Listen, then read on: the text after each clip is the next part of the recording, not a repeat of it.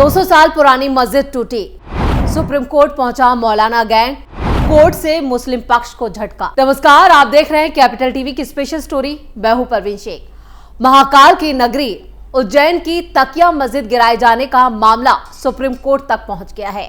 याचिका दाखिल करके तकिया मस्जिद गिराए जाने को बरकरार रखने के मध्य प्रदेश हाईकोर्ट के फैसलों को चुनौती दी गई है। याचिका में यह भी आरोप लगाया कि मध्य प्रदेश सरकार ने महाकाल मंदिर के लिए पार्किंग एरिया बढ़ाने के लिए 200 साल पुरानी मस्जिद को गिरा दिया। याचिकाकर्ताओं की मांग है कि मध्य प्रदेश सरकार के फैसले यानी हाईकोर्ट के फैसले पर स्टे लगाया जाए और मस्जिद गिराए जाने की निष्पक्ष जांच हो। मस्जिद में नमाज पढ़ने वाले 13 लोगों ने याचिका दाखिल की है। याचिका के मुताबिक मस्जिद को साल 1985 में कानूनी तौर पर वक्फ के रूप में नोटिफाई किया गया था और 200 साल से मस्जिद के तौर पर इसका इस्तेमाल किया जा रहा था, लेकिन जनवरी में इसे गैर कानूनी घोषित करके मनमाने तरीके से गिरा दिया गया। याचिका में यह भी कहा गया है कि ये तोड़फोड़ वर्शिप एक्ट 1991, वक्फ अधिनियम 1995 और भूमि अधिग्रहण, पुनर्वास, पुनर्स्थापना में मुआवजा और पारदर्शिता का सीधा सीधा उल्लंघन है। याचिका में दावा किया गया है कि मस्जिद तोड़े जाने से पहले सरकार की तरफ से कोई भी भूमि अधिग्रहण प्रक्रिया में यहाँ पर नोटिस जारी नहीं किया गया और सीधे तौर पर इस पूरे प्रक्रिया में कई गड़बड़ियां की गई। याचिकाकर्ताओं का आरोप है कि मध्य प्रदेश सरकार ने अधिग्रहण का झूठा मामला बनाने के लिए इलाके में गैर कानूनी तरीके से कब्जेदार और अतिक्रमण करने वालों को अधिग्रहण के लिए मुआवजा दिया।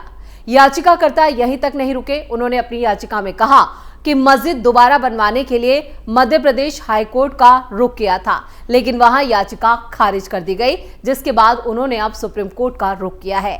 याचिकाकर्ताओं ने कोर्ट से यह भी कहा कि अंतरिम राहत के तौर पर हाईकोर्ट के आदेश पर फिलहाल के लिए रोक लगा दी जाए ताकि राज्य सरकार उस जगह कोई और निर्माण ना कर सके। साथ ही याचिकाकर्ताओं ने ध्वस्तीकरण की निष्पक्ष जांच की मांग की है। ये तो मुस्लिम पक्ष की तरफ से की गई बातें हैं। चलिए अब आपको ये भी बता देते हैं कि इस मस्जिद को क्यों तोड़ा गया और जो बातें मुस्लिम पक्ष कर रहा है उसमें कितनी सच्चाई है। महाकाल मंदिर के सौंदर्यीकरण के लिए तोड़ी गई मस्जिद। महाकाल की नगरी उज्जैन में महाकाल मंदिर परिसर विस्तार को लेकर जो विवाद है वो अब ज्यादा गहराता जा रहा है। निजामुद्दीन कॉलोनी के करीब 200 साल पुरानी तकिया मस्जिद के विध्वंस को लेकर मध्य प्रदेश सरकार ने भी अपना पक्ष रखा। सरकार ने साफ कहा कि महाकाल के सौंदर्यीकरण में कोई रुकावट नहीं हो सकती। तकिया मस्जिद को जनवरी 2025 में ही मंदिर विस्तार परियोजना के तहत तोड़ा गया था, जबकि याचिकाकर्ता मोहम्मद तैयब और दूसरे याचिकाकर्ताओं ने राज्य सरकार पर धार्मिक स्वतंत्रता और भूमि कानूनों की प्रक्रियाओं के उल्लंघन का आरोप लगाया। उनके वकील वैभव चौधरी ने कोर्ट में यह तर्क दिया कि मस्जिद को 1985 की अधिसूचना के तहत वक्फ संपत्ति घोषित किया गया था और 200 सालों से इस मस्जिद में नमाज भी अदा की जा रही थी, जिसके बावजूद सरकार ने वक्फ बोर्ड की अनुमति के बिना मस्जिद समेत 257 मकानों को भी ध्वस्त कर दिया। याचिका में यह भी कहा गया है कि इस कार्रवाई का मकसद महाकालेश्वर मंदिर परिसर को 2.5 हेक्टेयर से बढ़ाकर 40 हेक्टेयर करना था। वे राज्य सरकार ने अपने पक्ष में कहा है कि यह ढांचा अवैध अतिक्रमण था और मंदिर आने जाने वाले श्रद्धालुओं के लिए पार्किंग सुविधा विकसित करने के मकसद से यह एक्शन लिया गया। धर्म के स्थान से कोई नाता नहीं, हाईकोर्ट। 10 अक्टूबर को हाईकोर्ट ने मौलाना गैंग को भगा दिया था। मध्य प्रदेश हाईकोर्ट ने उज्जैन के महाकाल लोक परिसर विस्तार से जुड़े इस बड़े विवाद को पूरी तरह से खारिज कर दिया था। अदालत ने करीब 200 साल पुरानी तकिया मस्जिद के पुनर्निर्माण की मांग करने वाली याचिका ही खारिज कर दी, लेकिन इस फैसले में सबसे दिलचस्प और दूरगामी टिप्पणी यह कि हाईकोर्ट ने साफ कर दिया कि धर्म का पालन करने के लिए संविधान के द्वारा दिए गए अधिकार किसी विशेष स्थान से कोई संबंध नहीं है। ये टिप्पणी भविष्य में जमीन अधिग्रहण से जुड़े धार्मिक मामलों के लिए एक नजीर बन सकती है। जी हाँ, फिलहाल उज्जैन के जिस धार्मिक परिसर की जमीन को लेकर ये पूरा विवाद है वो और ज्यादा गहराता जा रहा है, क्योंकि ये मामला अब सुप्रीम कोर्ट में है और उसका पुनर्निर्माण अब दोबारा नहीं हो पाएगा। अदालत ने क्यों खारिज की याचिका? हाईकोर्ट की इंदौर बेंच के जज विवेक रूसिया और जस्टिस विनोद कुमार द्विवेदी ने 7 अक्टूबर को यह फैसला सुनाया था। याचिकाकर्ताओं ने जमीन अधिग्रहण को संवैधानिक धार्मिक अधिकारों का उल्लंघन उस वक्त बताया। याचिकाकर्ताओं के वकील रहे उस वक्त सैयद अशर अली वारसी ने यह दलील दी थी कि यह प्रॉपर्टी वक्फ संपत्ति थी और एक बार वक्फ होने के बाद ये हमेशा वक्फ रहती है।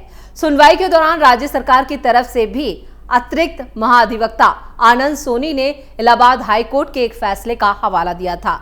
उन्होंने कहा था कि किसी भी संपत्ति के अधिग्रहण के बाद उस संपत्ति को पूजा या नमाज के लिए इस्तेमाल करने का अधिकार खो सकता है, लेकिन ये किसी व्यक्ति के धर्म पालन के मूल अधिकार का उल्लंघन नहीं है। हाईकोर्ट की ऐतिहासिक टिप्पणी। अदालत ने इस तर्क को मंजूर करते हुए अपनी अंतिम टिप्पणी में कहा कि उज्जैन की तकिया मस्जिद की जमीन का अधिग्रहण कानूनी प्रक्रिया से किया गया और याचिकाकर्ताओं को मुआवजा भी दिया गया। अब जबकि धर्म का पालन करने के अधिकार का किसी विशेष स्थान से कोई संबंध नहीं है, इसलिए मस्जिद के रूप में इस्तेमाल की जा रही किसी विशेष भूमि के अधिग्रहण से इस अधिकार का उल्लंघन होना नहीं माना जा सकता। दरअसल महाकालेश्वर मंदिर के पास बनाए गए विशाल महाकाल लोक परिसर की पार्किंग इलाके के विस्तार के लिए प्रशासन ने आसपास की जमीनों का अधिग्रहण किया था। इस जमीन अधिग्रहण के दायरे में करीब 200 साल पुरानी तकिया मस्जिद की जमीन भी आ रही थी। अधिकारियों ने बताया कि मुआवजा दिए जाने के बाद इसी साल 11 जनवरी को तकिया मस्जिद पर बुलडोजर चला दिया गया, यानी इसको ढहा दिया गया था, जिसके बाद इसकी पुनः निर्माण की मांग को लेकर कानूनी लड़ाई शुरू हो गई थी। हाई कोर्ट ने इस याचिका को खारिज कर दिया था और एक खास टिप्पणी दी थी। प्लेसेस ऑफ वर्शिप एक्ट रद्द करने की मांग। प्लेसेस ऑफ वर्शिप एक्ट के खिलाफ दाखिल याचिकाओं पर सुप्रीम कोर्ट ने पिछले साल 5 दिसंबर को ही सुनवाई की थी। मामला चीफ जस्टिस संजीव खन्ना की उस वक्त जब सीजेआई थे संजीव खन्ना, उनकी अध्यक्षता वाली 3 जजों की बेंच के सामने गया था और इन याचिकाओं में 1991 के इस कानून को प्लेसेस ऑफ वर्शिप एक्ट को अन्यायपूर्ण बताते हुए रद्द करने की मांग की गई थी। याचिकाकर्ताओं का कहना था कि यह कानून हिंदू, सिख, बौद्ध और जैन समुदाय के खिलाफ है। इसके रहते वो उन पवित्र स्थलों पर दावा नहीं कर सकते जिसकी जगह पर विदेशी आक्रमणकारियों ने जबरन मस्जिद बना दी थी। 2020 में दाखिल याचिकाओं पर सुप्रीम कोर्ट ने 12 मार्च 2021 को नोटिस भी जारी किया था, लेकिन अब तक केंद्र सरकार ने इस पर कोई स्टैंड नहीं लिया। कोर्ट हर बार केंद्र सरकार को जवाब दाखिल करने के लिए समय दे चुका है।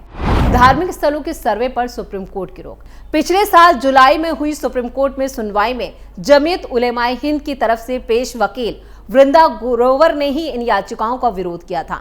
उन्होंने देश भर में अलग अलग धार्मिक स्थलों पर दावे को लेकर चल रहे मुकदमों पर रोक लगाने की मांग भी की थी, लेकिन कोर्ट ने इसे ये मना कर दिया था कि 1991 का प्लेसेस ऑफ वर्शिप एक्ट सभी धार्मिक स्थलों की स्थिति यानी 15 अगस्त 1947 वाली बनाए रखने की बात कहता है। इसे चुनौती देने वाली कई याचिकाएं सुप्रीम कोर्ट में दाखिल हैं और इन याचिकाओं में इस कानून को मौलिक और संवैधानिक अधिकारों के विरुद्ध भी बताया गया है।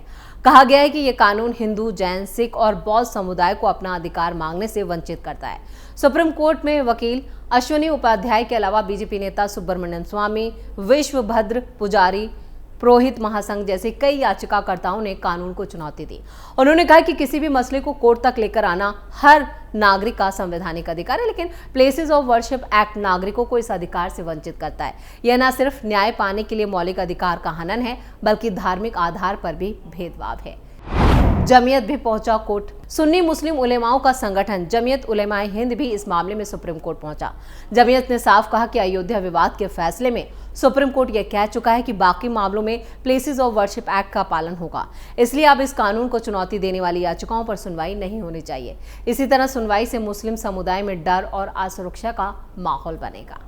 यानी कुल मिलाकर जो ये वर्शिप एक्ट है, इसको लेकर तकिया मस्जिद में जो याचिका दाखिल की गई है सुप्रीम कोर्ट में, उसमें भी प्लेसेस ऑफ वर्शिप एक्ट का जिक्र किया गया है। यानी ये मस्जिद में साफ तौर पर यह कहा गया है कि ये संविधान हमें अधिकार देता है और जिस तरह से इस मस्जिद को ढहाया गया है वो पूरी तरह से गैर कानूनी है। जबकि मध्य प्रदेश की हाई कोर्ट मुस्लिम पक्ष की याचिका को खारिज कर चुकी है। उसने साफ कहा, जो टिप्पणी दी कि धर्म के रास्ते में अगर कुछ अधिकार या कुछ कानून आते हैं उन्हें बदला जाए तो उसमें कोई बुराई नहीं है। मुस्लिम पक्ष को हाई कोर्ट से झटका लग चुका है, अब बारी सुप्रीम कोर्ट की है। वैसे सुप्रीम कोर्ट में याचिका दाखिल की है, अब देखना यह होगा कि इस पूरे मामले को लेकर सुप्रीम कोर्ट का क्या रुख रहता है। इसी के साथ स्पेशल स्टोरी में इतना ही। वीडियो कैसा लगा कमेंट करके अपनी राय जरूर दें। वीडियो को लाइक करें, शेयर करें और कैपिटल टीवी को सब्सक्राइब जरूर करें। धन्यवाद।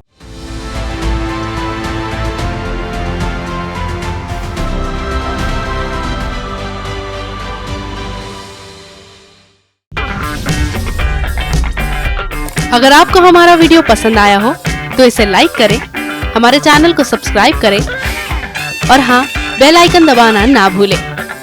ताकि आप तक हमारे वीडियो की नोटिफिकेशन पहुंचती रहे। आप अपना सुझाव हमें कमेंट बॉक्स में दे सकते हैं। हमारे साथ जुड़ने के लिए शुक्रिया।